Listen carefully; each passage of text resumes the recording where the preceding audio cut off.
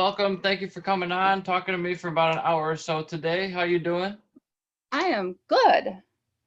And looks like Just we have Annie Anderson here today. that is me. And this is the EricSwanRacing.com podcast. We are over 100 already. I think it's maybe 102 Nice. episodes. So in the triple digits. It's nice to be there already, a couple years in. And I think you reached out to me. You've been, I think, a marshal working at the racetrack for a while now. Yep. Yeah. You posted something in like Austin Marshal volunteer group, something. I don't know. So I was like, ooh, that sounds fun. So Yeah. here I am. For sure. Well, thanks for reaching out to me. And I'm always looking for new guests. If anybody's trying to come on here, talk about motorsports or whatever they have on their mind is fine. Um, this is not quite an interview, but a podcast. So you can ask me questions. We can just have a conversation back and forth. And so, Nice. what's on your mind today? What do you want to talk about? No, I'm just kind of like looking at all your background there. Oh, Like, yeah. So, I did this. I have a background in motorcycle road racing, and Hmm. so I've raced for many years. And I've also became a flag marshal, intervention marshal for MotoGP, Formula One, WERA, CCS, ASRA, ARMA, what Yep. else? IndyCar, and so on. And so Yeah.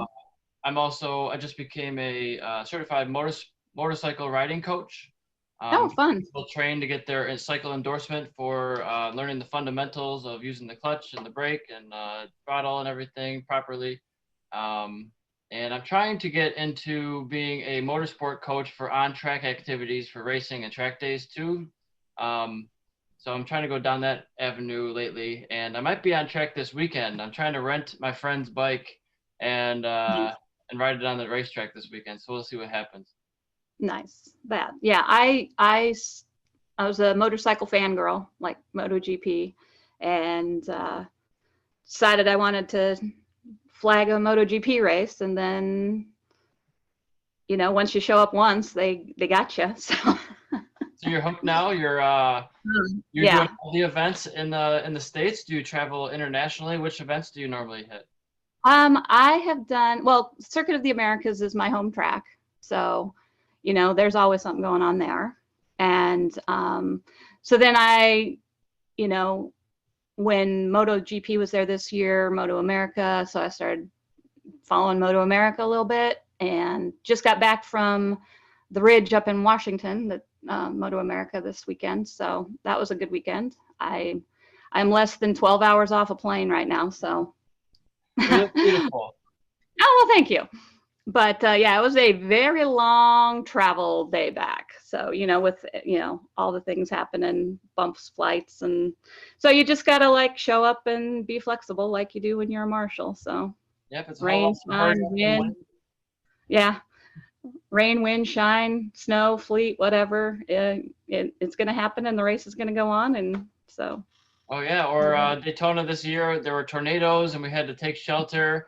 And sometimes there's high winds or hail or whatever the Yeah, condition is, you're out there. yeah. Have you done MotoGP at the circuit?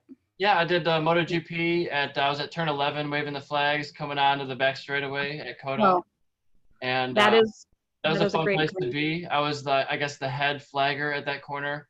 And Nice. people were crashing, coming into the corner on the front. People were crashing coming out of the corner. Like Sean Yeah. Dillon Kelly, he had SDK Airlines. He was had a picture of him just flying in the air. Oh Came man. down pretty hard, but Yeah. yeah, both ends of it, Yeah. because that's like one of the most important corners in the whole racetrack. Yeah. Where were you in October? Did you do October as well, or Well, I just didn't do April? October. I just did the one this year in April, was it? Yeah. Yeah. No, turn 11 in October, Moto 3 had a big dust up, and I was like, but yeah, so I was like, oh, maybe it was October, but yeah, turn 11 is a great corner. I did turn 12 for Formula One. I was the yellow flag at turn 12, Okay. and not a lot of action in Formula One, but the Formula E and the Formula W, or not in Formula E, that's a different thing. The kids and Formula W, there was some action on turn 12. So Yeah, it's really cool. So you do it with multiple organizations then, not just motorcycles?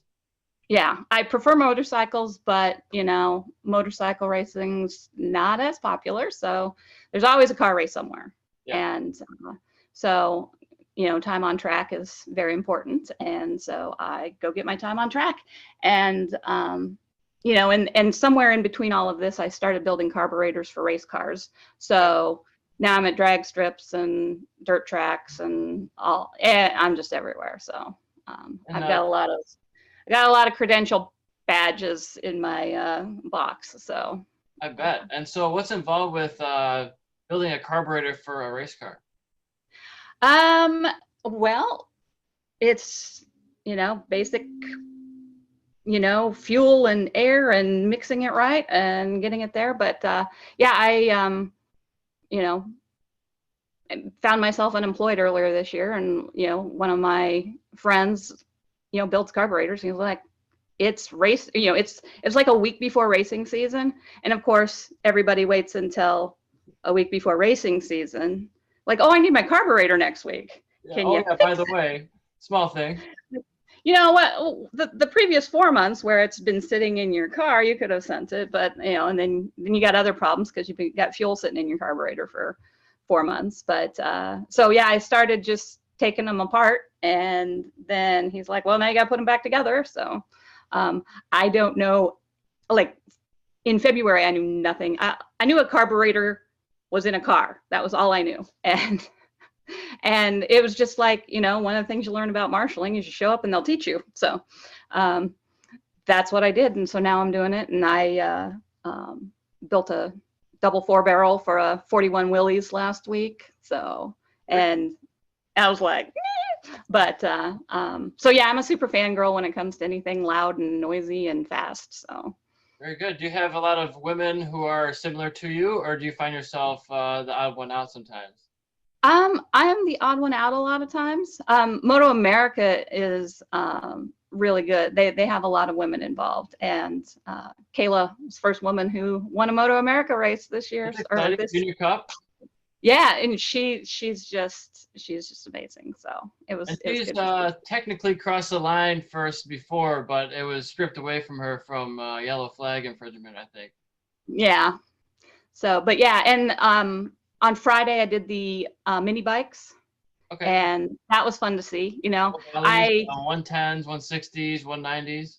190s, yeah. And it was funny because they showed up for the riders meeting, and I'm like, you think like, oh, okay, well, 4 to 14 is the technical range, but usually they're like 6, 7, 8. But when you see a little 7-year-old out there at a safety meeting, I'm like, shouldn't you be in school or like? So, but yeah, they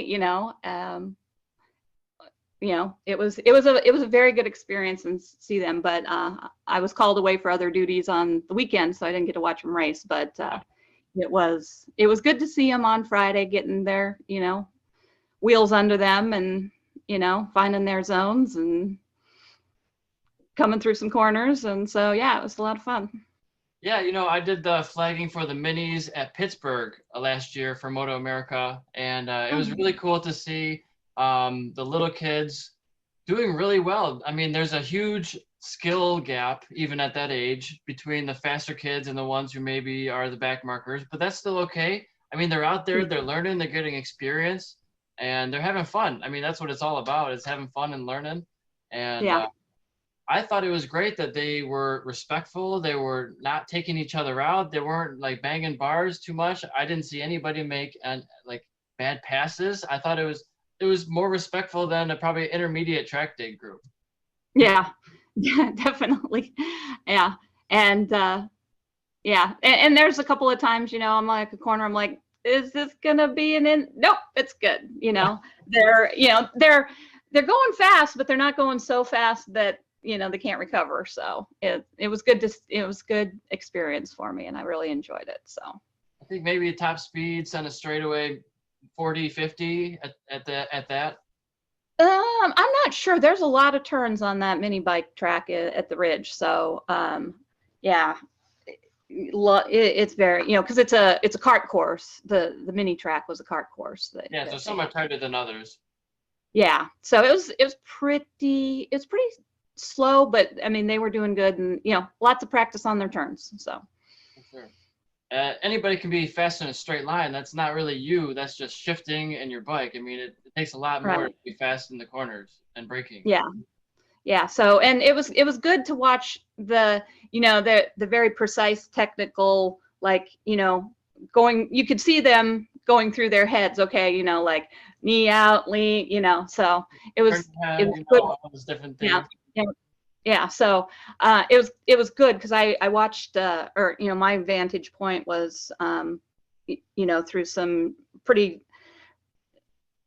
like a 180. It was 180. So they were like, finding their line. And so, yeah, it was, I really enjoyed it. It was a good experience for me. So That's exciting. I was thinking a lot of people are cutting off their catalytic converters, trying to get more power out of it. Does that affect the carburation at all with the fuel and air intake ratio? I'm not sure where the catalytic converter comes in on that. I know, so basically what it started out with me is I took them apart, I put them together. Then I started learning about the jettings and and in drag races they have the boosters and things like that. So the jet extensions and yeah, so that's kind of thing. And mostly we do dirt track, dragsters, kind of things like that. So, and I'm not sure where the catalytic converter is. I'm like, that is not in my wheelhouse yet. So, that would be like but on the exhaust. Excuse me? That would be like on the exhaust. Yeah, okay. So, but yeah, when they were talking about the Talent Cup series for Moto America, basically the bikes are identical and the only thing you can change is the jetting. And I'm like, I know what that is. So, yeah. Most of the machines that I've driven or rode have been fuel injected, so they don't really have the carburetors. Right. Yeah. And, that's where a lot of things are going. But, we have dragsters in the warehouse where I work, and the ones that have fuel injections, it's like, they take a while to fix. The carburetors are like, it's holes in, and so I'm not saying it's easy, it's just different. But I know a lot more about the carburetors than I do about the fuel injection. So I just know that they do the same thing differently. So. Yeah. And carburetors aren't going away tomorrow. There's still a huge need for people to work on them and people to clean them. Yeah. People are always asking, anybody who can clean my carbs? And he can. Yeah. So yeah, I like I said, I just absolutely love it. And I'm learning so much. Like I knew none of this and my brain is completely full all the time with new carburetor stuff. But I enjoy being around the industry full time. So. Very good. And so people can hire you to do that? Are you like your own worker, your own business? I work for Precision Racing Components in Houston. So you can find us there, prc.as.me, and we will hook you up. So you just send us your carb, we'll clean it. You can buy a new one, new 2-barrel, new 4-barrel. And then, and that's the other thing that I'm learning is, you have like different classes have different things, different cars. So when I set up a system for them so that, you can fill all that information out. So I'm not remembering it. And then I have to learn. So a USRA comes in and I have to go learn USRA rules. So I know what to do. And we've got all the scrutineering tools there. So it's like, so. Very good. That's a unique trade that, there's so many different components you could get into, whether it's, bleeding brakes or like engine components, rebuilding suspension. There's so many different components of a motorcycle that you could be a specialist in. Right. It's just like a doctor. There's ear, nose, throat doctors. There's dermatologists. Cancer oncologists. And so there's just like for a motorcycle, you have all these different industries based on different parts. Yeah. And the warehouse complex that I work in, there's probably 6 buildings with, 4 or 5 bays each.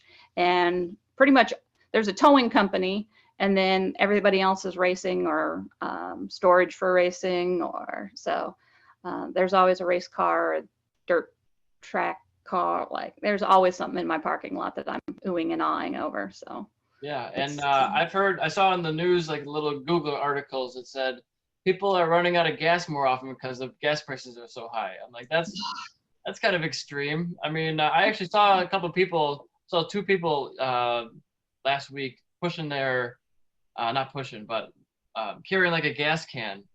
You know, I'm like, oh no. So it does happen, and maybe it happens more often if you can't afford really. If you're only putting like 5 gallons yeah, in your gas tank at a time, it's probably gonna happen to yeah. you. Yeah. Well, and it's kind of funny because we do have a lot of requests to blueprint for over-the-counter gas now, because people are like, racing fuel's kind of so. It was like, hey, that's a phone call I hear a lot. Hey, so if I want to use real gas, like, Like regular what do I gas need with to 10% ethanol in it. do? So, so yeah, times are tough, but we're making it happen. So, and the guy I work for is a genius. He can hear a carburetor 10 miles away and be like, "What's going on?" And so I'm not there yet, but he's pretty good at what he does. So Yeah, and some of the fuels like that we use for racing, MR12, I think is like $15 a gallon. yeah, I was just about to buy some 110 octane fuel. I think that's $8.99 a gallon near me. So, I mean, it's not too bad if you're only using 5 to 10 gallons a weekend. yeah, It's $100. Just you're not putting it in your daily driver. You're not using it right, to get to the racetrack. You're just using it in your race bike. yeah. So yeah, but the dragsters they need a lot of fuel. So, but Even for the short passes, they probably don't get very good fuel mileage, I would imagine. I'm guessing not. So. Uh, but yeah, it's interesting to see what's going on, and a lot of the like Holly's back ordered on a lot of parts now too, because everybody cut everything down and now they're trying to build back up, but it's so people call, how long is it going to take? I'm like, how long? What exactly do you need? I can, if it's a blueprint rebuild in and out, fine, a week or so, but refresh, yeah, week. If you're ordering parts, or if you need parts, or if you put your carburetor in an envelope and send it, like it's gonna get I'm like, pack it well, because if it breaks, there aren't parts. So Yeah, even I hear tires are hard to come by for getting rubber to go to the racetrack. So I mean, usually there's tire vendors at the track, but you're risking it. What if they don't have the compound you want when you get there? You might not have yeah, it. They might not have your set or your compound that you're looking for. yeah. So You need to plan ahead weeks in advance. Don't wait till the last second, and then make the person who's doing the work have to rush everything because you didn't plan well.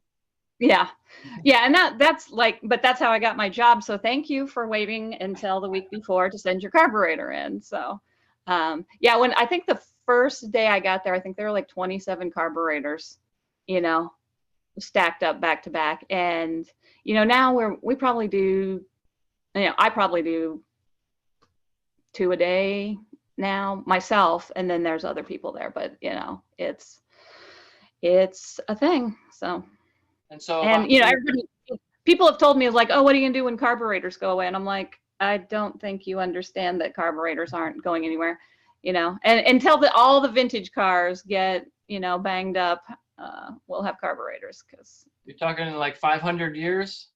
yeah, yeah.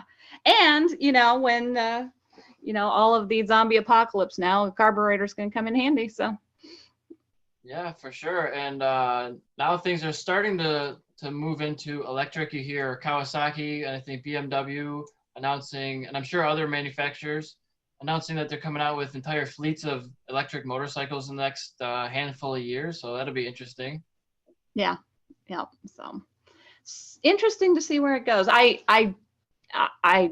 And when it all goes electric, they're going to have to put a noise on there, because I love the engine noises and so It creates that's different problems because like I have this, I bought a new Kawasaki 2021, the KLX 300 Supermoto. So It's a dirt bike basically with street tires on it, DOTs, and I've been using that for track days, supermoto, dirt and pavement, and sometimes just pavement.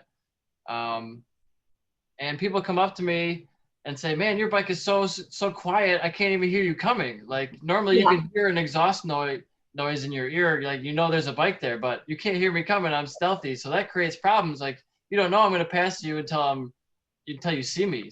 Yeah, until you see my handlebars. No, but yeah, I was talking to a guy this weekend, and he had worked Pikes Peak E, whenever that was, and he said they had to have a horn on at all times so that marshals could hear him coming. So, so just very interesting, And I love talking to the old guys at the track. They know everything, like, So. You get those veterans who've been doing it for 25, 30 years. They it's not their first rodeo. Yeah. So, but it's also nice to see the people show up. They've never showed up. They're just excited to be there. Like, I don't know anything about anything, and I am here to do it. And that's how I got started. It was like, my first race that I ever signed up for was MotoGP 2020, which of course didn't happen. And, I signed up for it like 3-4 months in advance, and they were like, you need some experience. So I got in touch with Coda, and, they started me off in January, like, Lone Star Regional kind of thing. And I was in love at first sight. Like, it was rainy, it was cold, the wind was blowing sideways, and I would rather be nowhere else. And, so. It's a pretty cool office job. Yeah. So, yeah. And, it's fun. And now it's like summer camp. Like, you're going to go see your friends and camp and sit around the cooler drinking beers after a 14, 16-hour day, and everybody's tired, but nobody wants to go to sleep, because this is just, sitting around chit-chatting about racing is what we like to do. So yeah, it's really cool. It's like a traveling circus with all your friends. You might have people from other countries come and visit and work. And there's a guy I met from Colombia and Austria and Azerbaijan in my corner that I was working with, and all around the country. And it's just so cool to, it's a community of people who have a massive similar passion of you, that you can talk about whatever. It doesn't always have to be about the race you just saw or the race you watched last weekend. It could be just about life, but these people understand you in a different way, it seems like. Yeah. Well, I did Formula One in Miami in May, and the Brazilians made me an honorary Brazilian. So I got all of the staff track t-shirts from Brazil now, so I can just show up in Brazil now. And to attend as a spectator, like I was at the Miami one as well for Formula One, and to be at the general admission for 3 days would have been $900 on the regular marketplace for tickets, for not even getting a chair or a seat. Yeah, so you just stand there. Yeah. So where did you work in Miami? I was 9.5, which was the back, kind of like the back kink straightaway right after the DRS zone. And so it wasn't a huge, impact area or crash zone, because it's a straightaway and they're just, getting on it, going from like 100 miles an hour up to like maybe 160 or so. And it's a street circuit, so you don't have that great of visibility. So you may see the Formula One cars for like 3 or 4 seconds. It's pretty quick going by you, but I was 7.1, so okay, so you're a little earlier in the lap. Yeah, 7.2 got all the action, so we got to be like. But I think it was the Porsche. I have a significant piece of a Porsche car. So. I was surprised. Those Porsches were probably the loudest. They're louder, I think, than the Formula One cars. Yeah, they were pretty intense, but I was in front of the boats. Okay. So marina? Yeah. So the guy running security for the boats told me they were $400,000 for the weekend. Oh, for just the tickets? For you got 10 tickets, but it's $400,000 for the weekend. Wow. Yeah, and I'm like, and I got a better seat than you do. So. It's ultra VIP. Yeah, it was. They were fancy for sure. So, um, but it was a good time. I really enjoyed Miami. So, Yeah, mm, and yeah, it's interesting to me to see the logistics of Formula One and just the massive operation. I mean, you have to be an expert in logistics, in building construction and tear down and transportation, and like yeah, how do you facilitate thousands of people to show up and do work at the facility that has, it's not a racetrack. Like you're building a racetrack from scratch. In the yeah, case of Formula One at Miami, there was no track there before. They have to bring everything with them and take it all away. Like that's yeah, miles of fencing and cement block structures, like the pylons that separate medians. It's yeah, like, where do you store all this stuff? Do they take it with yeah. them? Are they gonna just leave it in containers in Florida until the next year? I don't know how that works. Maybe they ship it to Las Vegas.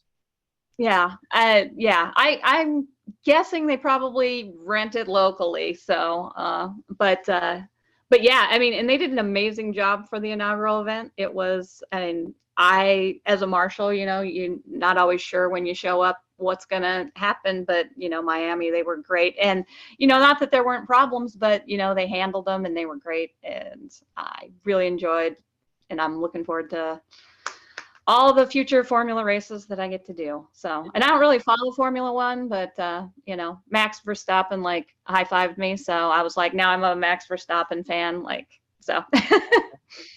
And yeah, it's just cool to be a part of all of it and see like, man, it's they're moving power lines. Like they're talking with the city officials and like, how do you, what kind of permits do you need to like stop entire freeways?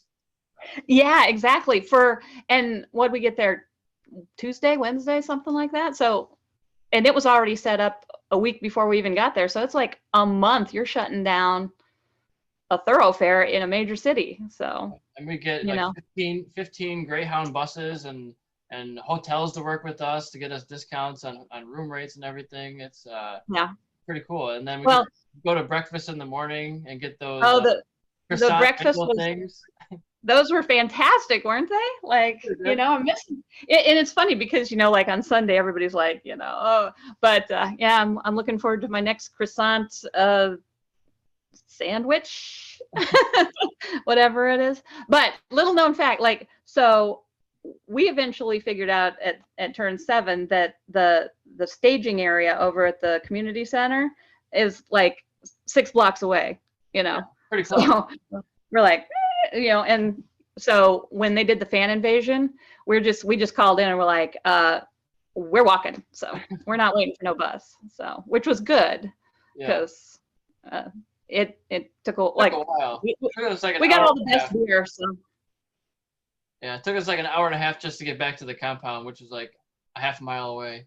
yeah, like I said, it was 6 blocks, like, and it was funny because one of the corner workers was Colombian, and the whole weekend was Google Translate. Oh yeah, And so to it, Andres, or what was it? Angelo Para. Angelo, Yeah, he's a Angelo, good guy. I know Angelo.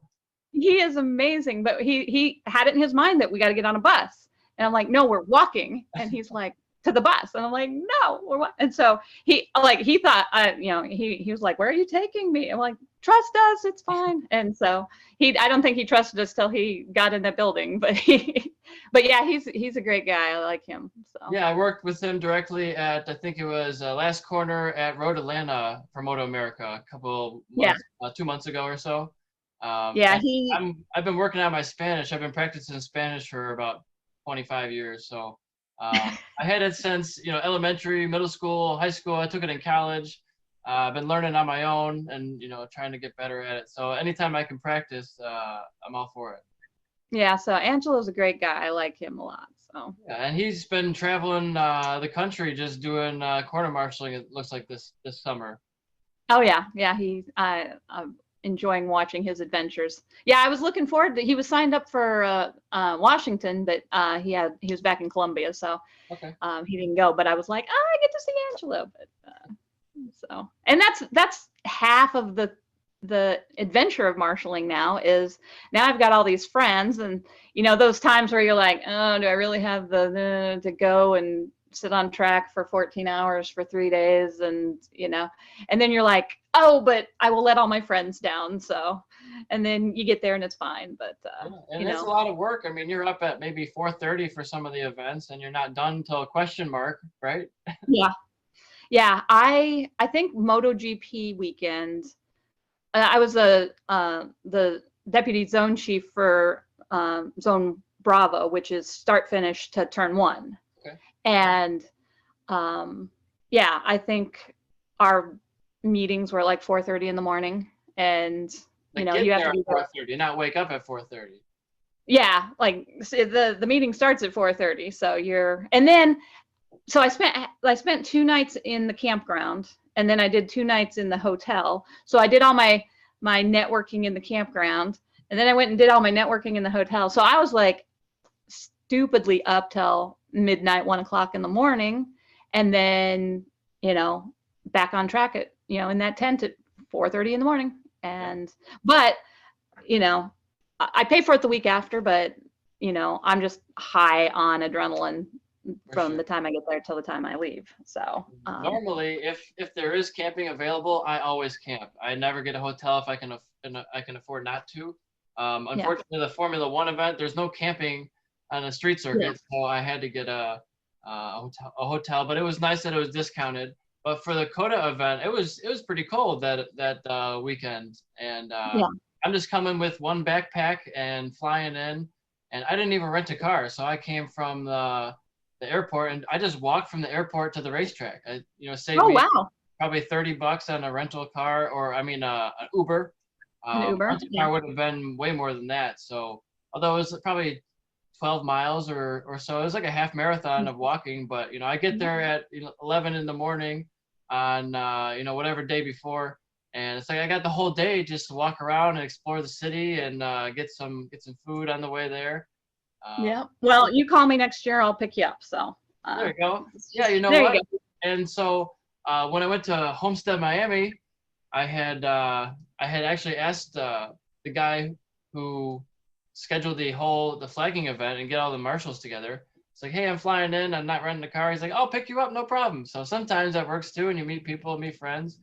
That happened to be Igor, actually, who was doing the MotoGP stuff. So that's how I got him. He picked me up for the airport, and we camped near each other, And so it's cool to just meet these people. Igor's a good guy. Yeah. So so it was last weekend. I don't even remember. I'm not even sure what day it is right now. So, but like last Saturday, Dave Hawley posted in the group, he's like, we're desperate for workers up in Washington. Anybody can do it. And I'm like, let me look at my schedule. I looked at my schedule. I was like, I can do it. So I, booked a last minute flight, which was ridiculous, but fine. Like I'm going to do what I love. And so I'm like, I'll just rent a car and, sleep in the car and whatever. Get to the rental car in Seattle, $453 a day. Oh no. To rent a Yaris. And I'm like, I could literally buy a Yaris and park it here, and it would be cheaper than renting. So I'm like, well, it's a big city, and thank God for Steve Jobs. I just hit my little, public transit button on my maps and ended up on a ferry to Bremerton, on a bus to Shelton, and they lied and said Shelton had Uber. They don't. But I get off the bus and I'm like looking for an Uber, and they're like, nope.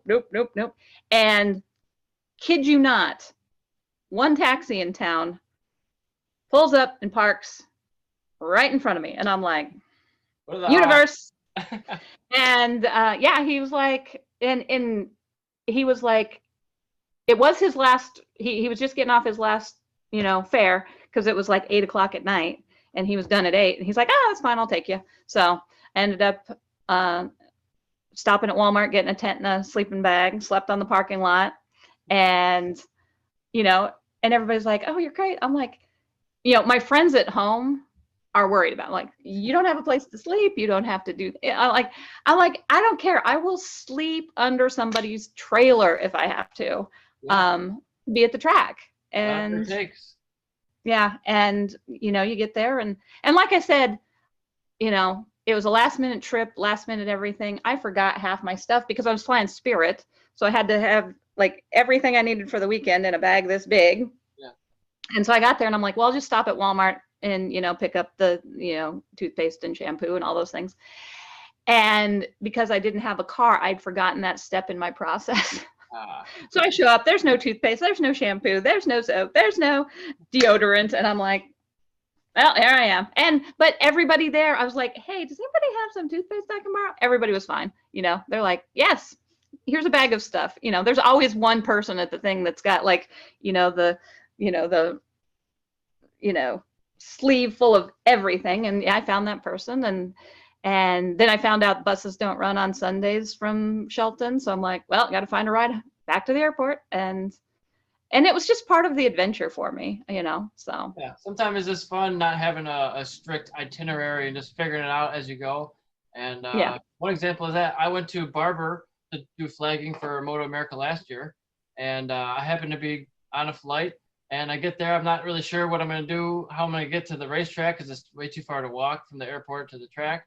And I happened to see my buddy David Gray. And we ended up, he was getting a rental car with his buddy.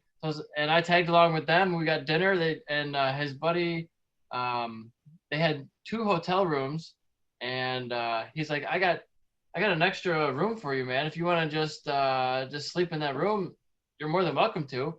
And he was like, I always get an extra one in case this exact thing happens. Oh, wow. And so I got a free hotel room for it, and driving around, and I mean, I paid for my own meal and all that, but. Right. Drive to the restaurant, which was awesome, and I didn't even know they were going to be on the same flight as me until we got off the plane. I was like, "Holy crap, you're from my hometown! What's up?" Yeah. Well, and it's funny because I was never really a sporting person fan, and so everybody sees these. I see these team shirts, and I'm like, whatever. But anytime I'm traveling, I've got my I got my Red Bull on, and it always sparks a conversation, and so. Sure. I had a MotoGP something on a couple days ago, and some guy was like, "Oh, what do you know about MotoGP?" And I'm like, "How long do you have?" So.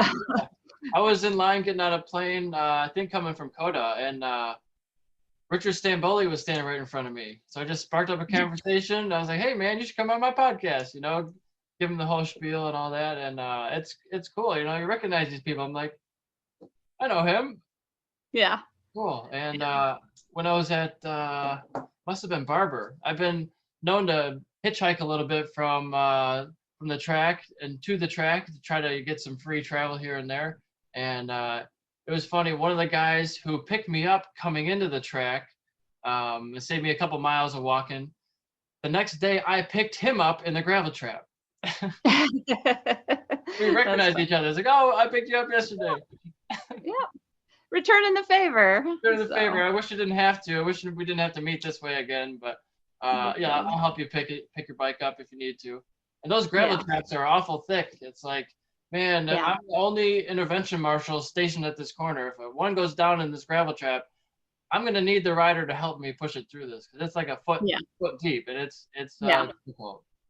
Yeah. No, and it's funny because at Coda, before the track opens, the marshals are all getting out there, and a lot of events you can take your car from to the turn, and so the marshal will be on like, hey, I need permission to cross track, and race control will be like, yes, but don't drive in the gravel, and somebody always ends up in the gravel, like, oh, I was just gonna like take a short, like, no, like, do you not understand what that's there for? And so they gotta go intervention a car out of the gravel. So, but it's always funny. I always enjoy those pre-race antics on the radio. So. Yeah, unless you have a 4x4 truck that's lifted, you're gonna get stuck in that gravel most likely. It's there to stop a race car from 100 miles an hour before it hits that wall that's not too far away from you. Yeah. And, and like, have you ever tried to run through one of those things? It's like, Oh yeah, it's nuts. And or even with three people pushing a bike through that at Road Atlanta, I think Ben Smith's bike ended up in there, and it's a hot track, and they're going 100 miles an hour past you, and there's just a waving cloth on a stick that's stopping them from going a little slower. Um, and it can be nerve wracking, and it's 100 degrees out. You're trying to push this 400-pound machine through the gravel trap, and the race is still going on, and you got to get it out of there, get it out of there. They're yelling at you on the headset, get out, they're coming through. You got another pack coming through in 4 seconds. It's like it gets your adrenaline running. And then yeah. I got my fitness watch just on normally, not like recording any activity, but it shows me you had an activity, you had a spike there. It's like, what were you doing? I was just picking up a motorcycle. Just picking up a motorcycle on a hot track. So, but yeah, like I said, the first time I ever attended a race was MotoGP 2017, and I was just sitting there like, this is my thing. As a spectator? As a spectator, and I knew nothing. A guy I was dating, had lived in Europe for the last 3 years or so, and he was like, hey, there's a motorcycle race, you want to go to it? And I'm like, sure, whatever, and like, engines go by, and I'm like, boom. And did a lot of racing. And then when we broke up, I was like, I'm gonna keep racing. And then I was like, oh, this is gonna get spendy fast, so I need to find a new way. And so here comes marshaling. And like I said, I wouldn't do it any other way. So talk to me about your racing experience with you on the bike or in the car. Nope, I don't know. Like I do go-karts non-professionally, and I lose every time, but I love it. But those karters, man, those go-kart guys, oh my God. Like, yeah, well, like I met somebody in Miami who races go-karts, and he's like 14,000 RPMs, 110 miles an hour. And there's no, like, they're just sitting in a regular go-kart thing. Yeah. Like, yeah. I don't know if you can read that. Nutso. So, but yeah, so. Yeah, go-karting is the fastest way to become a race car driver because it's everything that you need to be a driver with the throttle, no suspension. It's just a chassis, and you have your tires as your suspension. And there's not many parts. There's zero electronics. It's just you and the cart low to the ground. Your back is going to hurt. You should use some foam pads back there probably.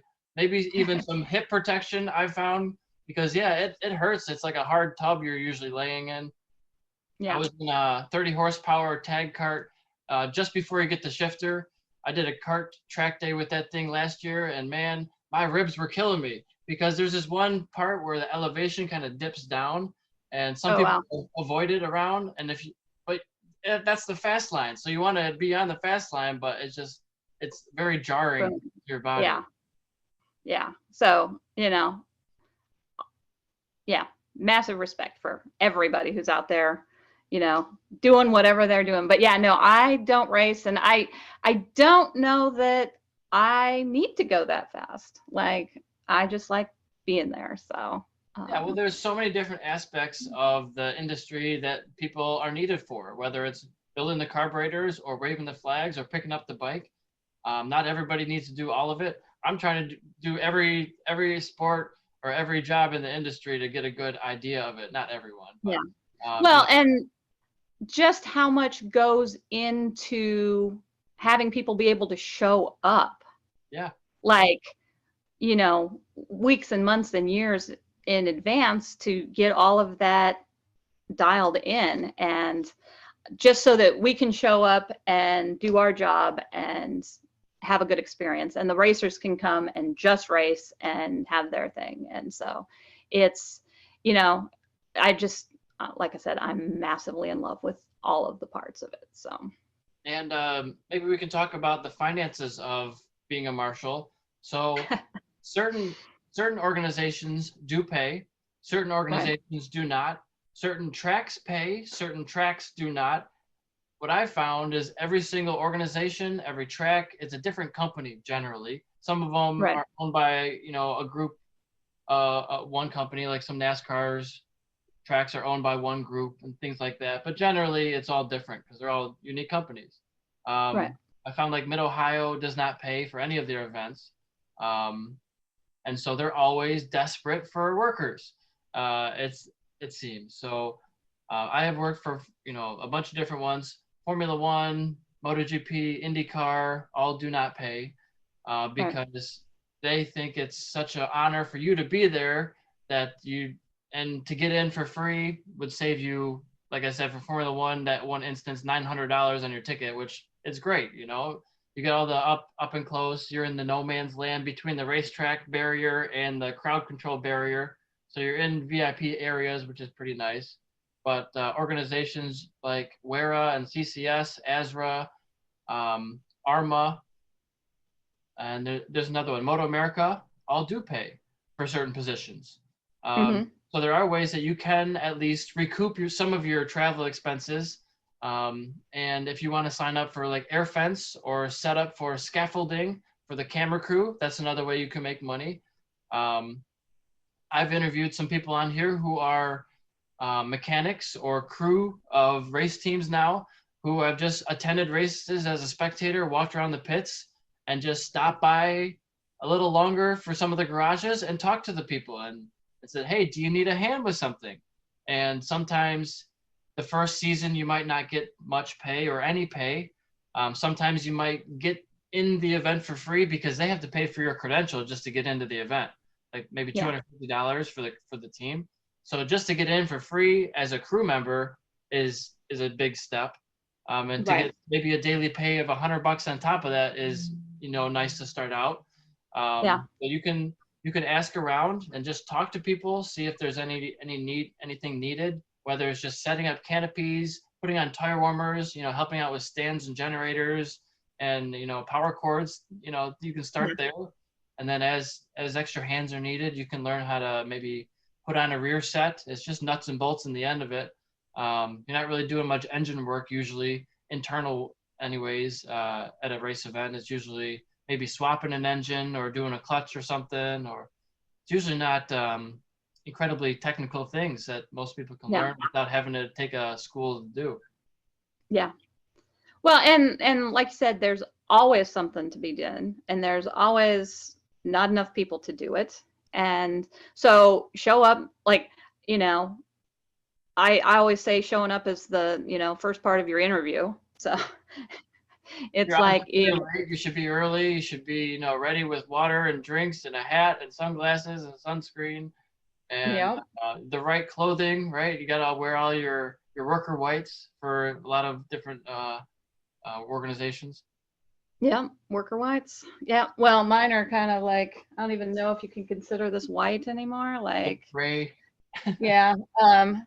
So yeah, I have a good relationship with bleach right now. So, I bought some bleach pods, but they didn't really work as I wanted to. Yeah. So yeah, everything's kind of dingy, but you got your crisp whites for Sunday, so TV time. But yeah, I did lollipops on grid for Moto America this weekend because I hadn't worked grid. That's like one of the few places that I haven't, because all of my marshaling experience has been during COVID. And so COVID protocols are just insane some places. And, now it's kind of loosened up a little bit so I can get back on grid. But yeah, I didn't want to go through the extra, hoops, for all of that. Cause like MotoGP, you needed like 3 clear COVIDs and all your vaccines and all, and this like, I just want to go have some fun. So, but yeah, I like to try out doing the grids and being a lollipop person. Also, I still haven't been up really with race control, like up in the tower. That'd be really cool to see what they're doing and be in that room and hear all the different calls, because they have multiple radios that they're listening to. They have, maybe the EMS radio with the ambulance people, medical staff, and they have like the operations with the racetrack staff. Then they have the corner marshals and all the flagging and intervention staff, and sometimes those are 2 separate channels. Separate channels. I don't like it when they're 2 separate channels because I want to hear the flaggers. and I want to hear the intervention people. I'd rather have it be on the same channel, because if it's on two separate ones, then if you're an intervention marshal, you can't hear the course clearance. And for the first time, I'm like, they're not doing the bikes calling around. I'm like, what's happening? Why aren't they calling the last bike? You know? Yeah. And so you get to hear all the information. Have you ever been in race control, even outside of a race? No, not yet. I mean, I've walked up there like a couple of times, and I've had to like, talk to race control as a racer here and there, but not like as an official. Yeah, no. So yeah, I got to go into race control at COTA probably a year and a half ago, and yeah, just rows of tables, an entire wall of TVs. I don't know if you remember, like back in the 90s, they had a store in the north called Future Shop. Okay. And you walked in and the entire back wall was a giant TV. And I'm like, oh my God, I'm in a Future Shop, you know? But just tables and like stacks of radios and people that are like, you know, with spreadsheets and maps and, you know, different colored pens. On what they're doing. Yeah. And, you know, like, seriously, like, you know, the building could be on fire and some of these people wouldn't know it because they're just so hyper focused on what they're hyper focused on, which they need to be. And but yeah, it's just like and yeah, that's also goals for me, is, you know, to work on the inside someday, but not as a full-time, but like, hey, somebody needs to come in and do that, I'll do it for a day, but I like to be on the track, even in the rain and the hot and the disgusting, and it's kind of funny because people like, you don't get paid for this, and I'm like, I'd probably resent it if I got paid some of these places, because it's the worst job ever, you know, when you're, you know, it's, you know, 4:30 in the morning and your pants are already soaked up to the knees because, you know, and it's cold and it's tiring and you haven't slept and you're doing it for $8 an hour or something. You're like, you know, you appreciate the money, but it's also like, you know, this is the worst $8 job ever. But yeah. For sure. It's just cool to be a part of it and help out and all that stuff. And there's something else I was going to mention, but I slipped my mind for the moment. Yeah. But yeah, and like I said, and, you know, I just, you know, I want everybody to be excited to be there and, you know, happy to be there, and, you know, just make everybody just enjoy it as much as I do. So. Okay. So for people who are not too familiar with the flags, do you want to go over some of the flags for people? Well, in every class, most of the classes are pretty standard. You know, you got your yellow flag, your green flag, your red flag, your black flag, your checker flag. Everybody knows the checker flag because that's what ends the race. Yellow flag, most organizations have the standing yellow, which is, you know, incident off track, and a waving yellow, incident on track. Some people have the double waving, like I think, yeah, Formula One's got the double waving, which is incident on track. Single waving is incident off track. The red flag is we're stopping the race, usually because there's something in the middle of the track that we don't want people driving through, whether that's a person laying on the track in the case of motorcycle racing, or fluids or debris or a fire. Seen a couple of those. So it's, you know, it's just getting everybody off the track so that you can clean it up.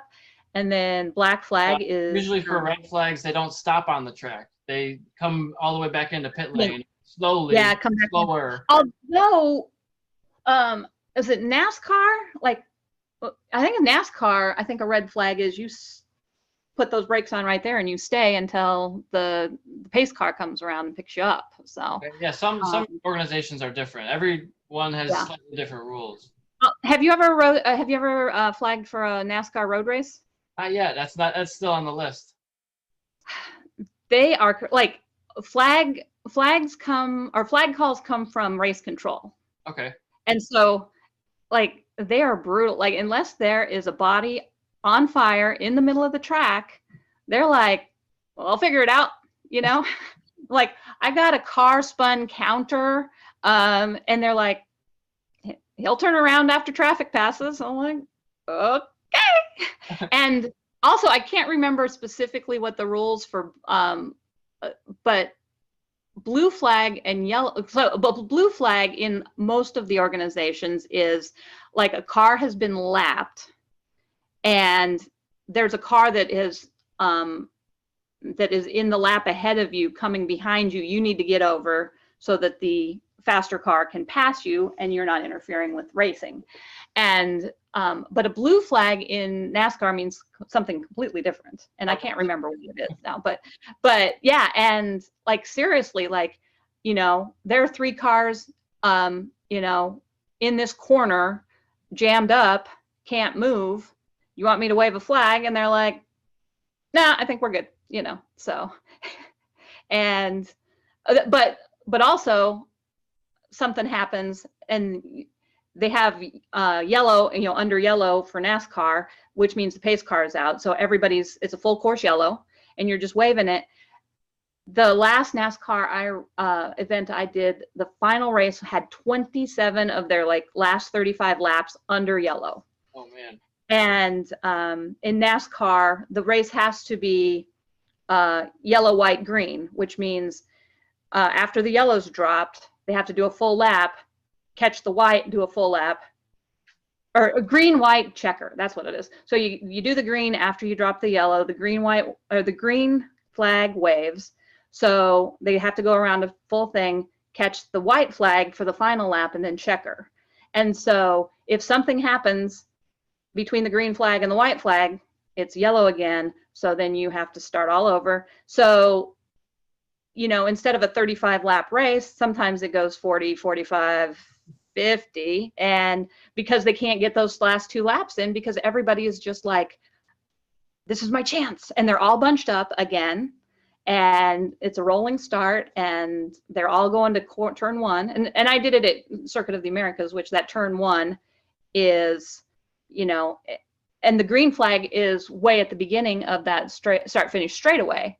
So they have the whole thing to get as fast as they can, and then all 50 cars going around that corner at the same time, and it jams up every single time. And so eventually they knock enough cars out, they're in the pits so that the rest of them can do a race. So, but it's a war of attrition, and at some point you're just going to run out of fuel. If you're doing extra laps like that, you're just gonna, it's like last man standing. Yeah, and that's kind of what it ended up being. And then so we had the yellow, green, white, and we were calling around for checker at this last NASCAR event I went to.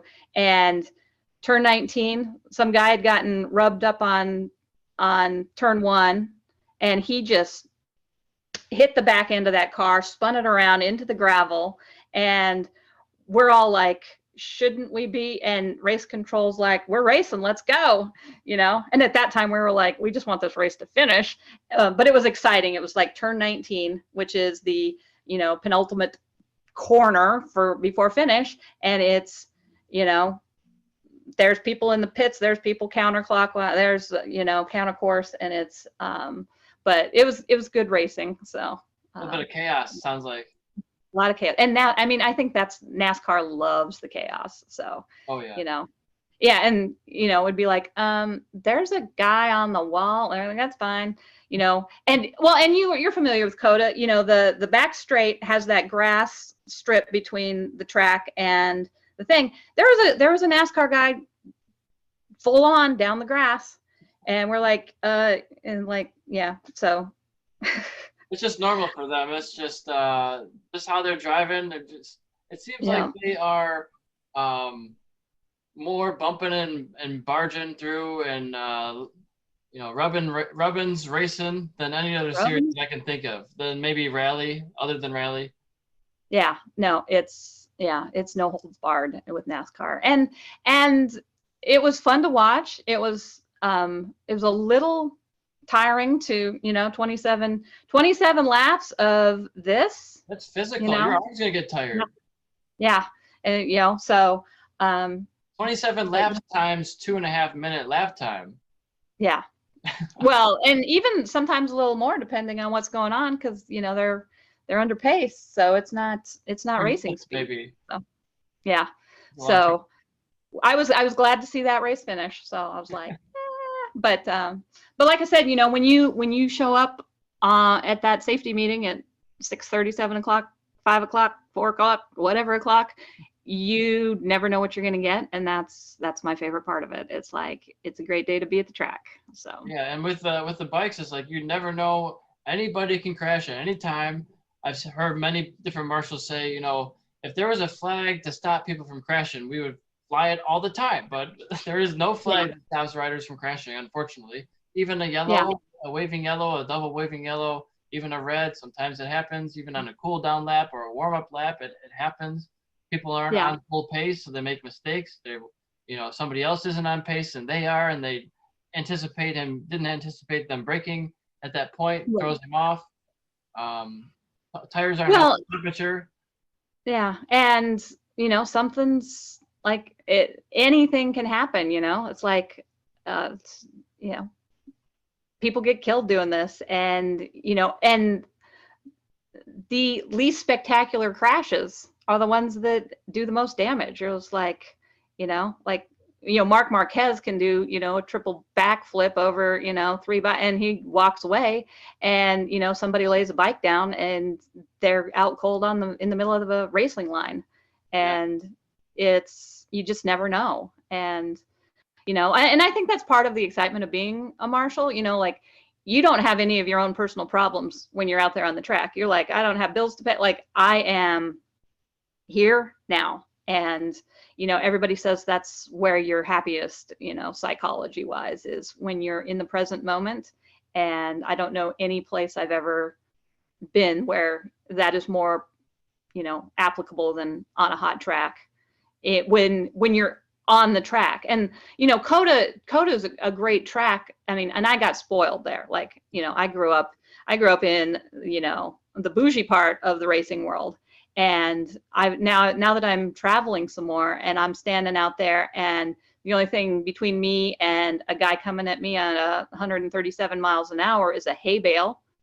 yeah, And you're like, hmm, you know, and and then coordinating with the new guy on the turn in front of you. I'm like, hey, dude, I have to look downstream and I'm the only one at this thing. If you see a car coming at me, could you be like, hey, turn two?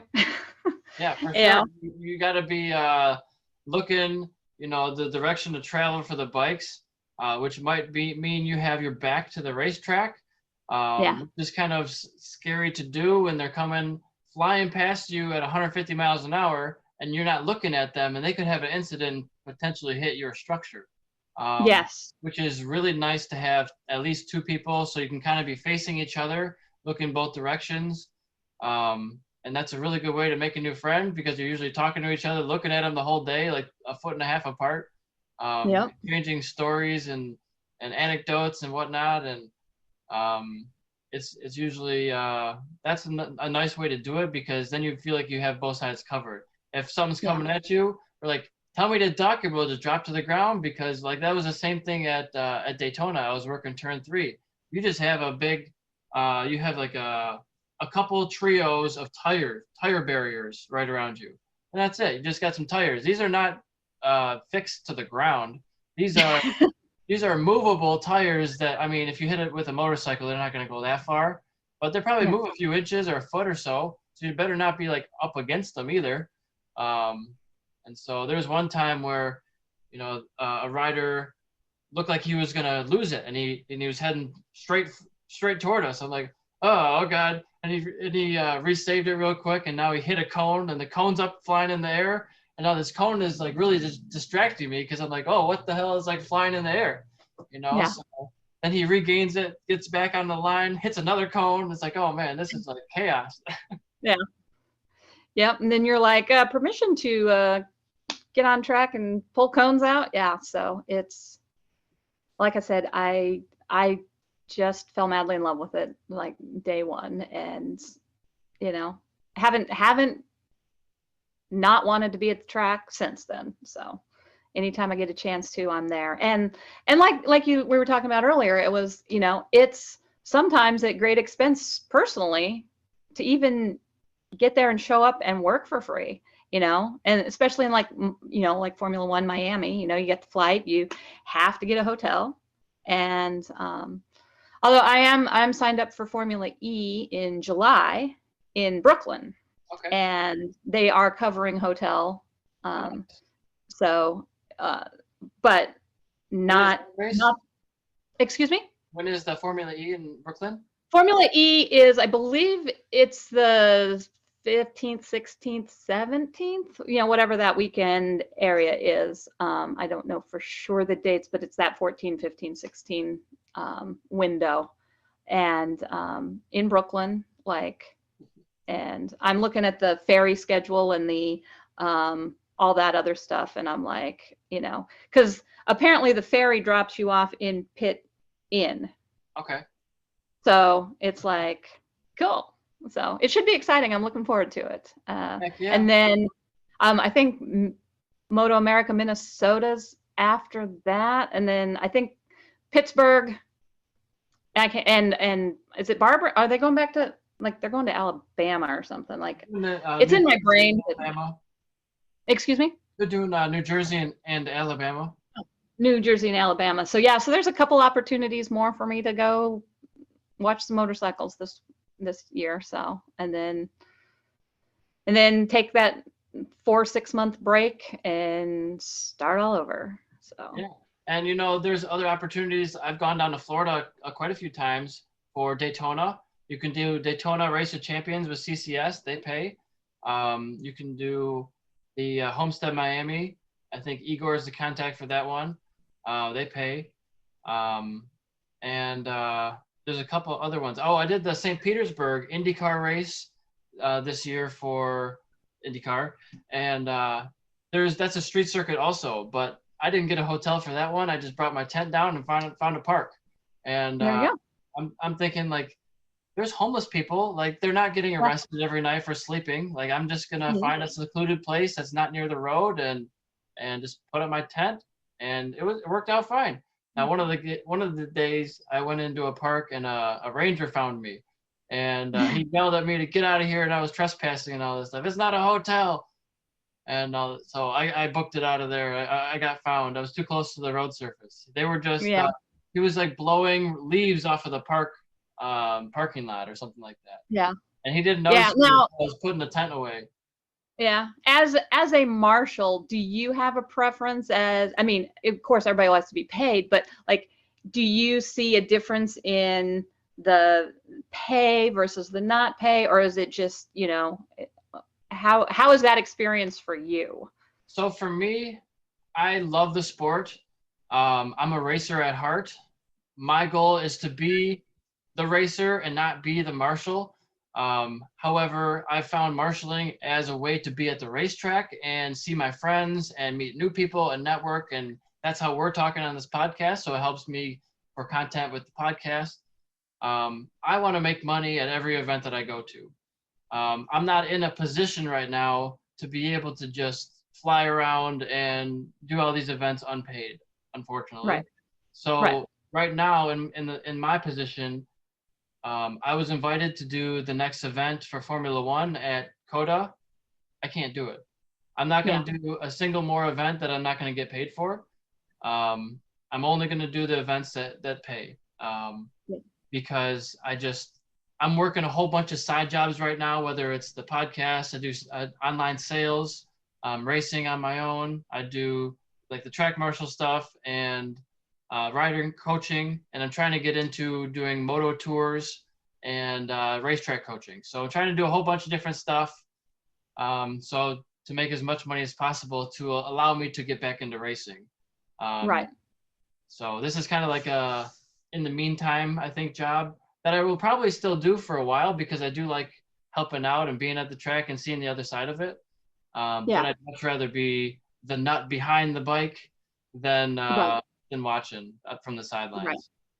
Nice. Yeah. So my goal is to race Moto America for at least a decade. So if there's any opportunities out there, please reach out, or any endurance rides for N2 Wera. I'm just looking to be on a motorcycle, a sport bike, a 600cc class, or 750, or even 1000. I'd be fine with. Um, I was considering the SV 650 class because, it's kind of like the 600 class, but a little bit slower, probably a little bit cheaper as far as you're not going through tires as much. It's a little slower pace, but yeah, I just love riding and being out there, and it's a lot of fun. Yeah. So, well, that's good. That's like goals, that's me too. I've stated for a very long time, I just want to chase motorcycles. So, and that's what I'm working towards. So. For sure. So I got my pro license 7 years ago to race in Moto America. I just kind of ran out of money to do it. I had a bad crash that year, and just the finances of crashing a motorcycle that I just bought was took a lot out for the event costs to do it. But, yeah. Yeah, that's my goal, is to get back into racing and riding with Wera, CCS. Moto America would be great. I also have a passion for karts and cars, but those are way more expensive. So I just think my feasibility is way better for the motorcycles, because you can buy a $10,000 bike that's as fast or faster than a Ferrari. Yeah. A lot less cost. Yeah. So, well, that's good. Heck yeah. So where can people find you online? I am becoming awesomer everywhere. So Instagram, Becoming Awesomer, is a great place to find me. So. All right. Very good. Anything else on your mind you wanted to talk about? No, I'm just happy to have new racing friends all the time. So. And what's yeah, if the next event you got on your schedule? Excuse me? What's the next event you got on your schedule? Next event I have on the schedule is Brooklyn Formula E. And then after that, I'm signed up for Formula One at COTA. And, next season, as soon as they start releasing things, I'm there. But, I'm in Texas, so I'm trying to stay out of the Texas Marshal stands right now. It's 105 down here. So anything north, and then September, October, I'll go back to COTA.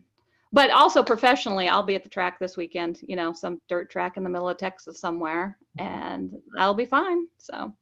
And what are the dirt tracks that you've hit recently, or that are on the schedule? Nothing anybody would recognize. Like 105, out here near me, and but there's a drag strip in Baytown, Texas, that I don't remember what it's called, but I'll be there a lot. So. Oh, is it typical quarter miles or eighth miles? Yeah. It's a quarter mile. So. Yeah, and it's fun. I never had thought I'd be standing next to a drag strip, but usually ear pro is very, ear protection's very important. Don't go to don't go to a drag strip without the Don't go to any motorsports event without ear pro. No, but it's very, very relevant at a drag strip. So. Yeah, well, I wanted to ask somebody who's involved in drag strip racing. Do they have marshals at the drag strip? I would assume it's way less if they have marshals. Way less. There is. They have like technical people like on track to kind of like view things, but it's lights, so most of it's light board controlled. And they're going 300 miles an hour. Like, they don't want people anywhere near that end of the thing. So it's usually the pit crews come up, because they do the roll off, and then they roll back so they can kind of see how much of their tire they left behind. And so then they roll back to the start, and it's lights. So. Yeah, and I've seen people. Well, I know you're saying it's mostly dirt track, but for the pavement stuff, I've seen it be so sticky that their shoes stick to the pavement, And Yeah. if you watch the slow-mos, it's wild. I'm not sure if the dirt tracks are the same way, but the tires like fold and compress, and then once they finally have fully compressed, then they kind of spring out again. Yeah. It's Yeah, it's yeah. bad. And one of the carbs that I built, earlier in the year, we were watching the race, and somebody's tire came off and went over the spectator fence. Oh no. And I was just like, so it's a dangerous sport. You got to have your head on swivel and be paying attention. So Yeah, anytime you're going hundreds of miles an hour, things can go wrong in an instant. yeah. And yeah, like I said, it's you're in the moment from 7 a.m. at that first course check to 7 at night when we clear it for the last time. And And yeah, talking about ear protection, I would say that I think the first day, maybe practice of Formula One, I just had earplugs. I didn't have the radio. I was not the radio person in my corner. So I just had the earplugs, and it's not enough. It's like, I think no, maybe 30 decibels reduced. And no, I don't know what the decibel coming out of the Porsches were, but it's over it 100. It's was, more than a jackhammer. It's like the loudest thing you've ever yeah. heard. Shakes your teeth, you know? Yeah. Well, and that's my, I keep saying I'm gonna get the customs, and I just never have. But like, I've had them yeah, before. They were great. I think I did. Oh man, something ear. I can't. It's like a yellow cap. I remember. And Big Ear maybe was the yeah, company, but I think they were great. I think my cat eventually ate it. Uh, don't there's leave anything cats. like that out because they love rubber. Anything they can chew on like that. I think it's a toy. Yeah. Um, Yeah. but yeah, they So were yeah, great. I think that's my birthday present to myself this year is to get some custom molds done for those Ear Pro because it's very important. So But even with earplugs, I don't know if how much better if they be maybe 40 or 50 decibel reduction for those in custom made earplugs. But I would still want to have a headset on yeah. top. And my buddy has these headset for shooting for going to the gun range, and Hmm. it has a feature where it'll reduce all the loud bang noises, but it has a microphone to amplify whispers, so you can Yeah. still you don't have to take it off to talk to somebody. You can still hear everything, which I Yeah. thought was really cool. And you can get them online for like $30-$40 maybe. Yeah. For a cheaper set anyways, up to $100 or more. You can get a Bluetooth, but you can put music in it and all that stuff. Um, it'd be cool to have that on hand because sometimes you don't get a headset. Yeah. Well, and I think MotoGP last year, I just put my AirPods in on, noise reduction, which beautiful, but also not nearly enough. So I've got my little, baby earmuff things that, you see all the little kids running around with at the track. So I got those, and I got the little rubber plugs for the ears, but it's it's time to upgrade. So Yeah, and it's kind of scary that all hearing damage is permanent. You can't get it back. It just gets worse over time. Now I don't know if that'll stay that way as technology improves. I hope they can get better at that medical advance. But I've joked that it's not really a joke. I should get better at sign language. I should learn yeah, sign language. Period. And I yeah, really know much of it at all. Um, because it could really help out in later life when, if or when your hearing goes. I'm trying to be when at the we're all, racetrack like yeah, every weekend and riding my motorcycle yeah, all the time. And like I said, my exhaust is not loud, but just today on the way to yoga class to and from, I'm wearing earplugs because just the wind noise of going 82 miles an hour is louder than my exhaust, and just the wind noise yeah, alone will hurt your ears. I can't imagine people have no helmet on. That's ridiculous to me. yeah. It's crazy. So, all righty. Well, it's been a pleasure being on your podcast. Thank you for having it. Absolutely. So I'll get this edited and posted fairly quickly. I don't have any waiting in the queue for me. So as soon as it's done rendering, I'll get it posted and send you the link and all that. All righty. Thank you. Well, I'll promote the heck out of it. So, Yeah, share it to your network, share away, and we can get as many eyeballs on it as possible. One of the reasons I started doing this was to help promote EricSwannRacing.com and ShopESR.com. I'm an authorized dealer of 35 motorsport brands now, from M4 Performance exhaust to Akrapovic Slovenian exhaust, or Akrapovic as Americans like to say it, to Revit leathers and gear. I have gear parts. I do have some takeoff tires for the moment, but those will be going away. So I'm just trying to get my name out there and sell as many products as possible, network with interesting people, and create some original content. So I appreciate you for coming on, and have a great day. All right. Well, thank you. You have a good one. I'll see you at the racetrack. All right. You too. Bye-bye. Bye-bye.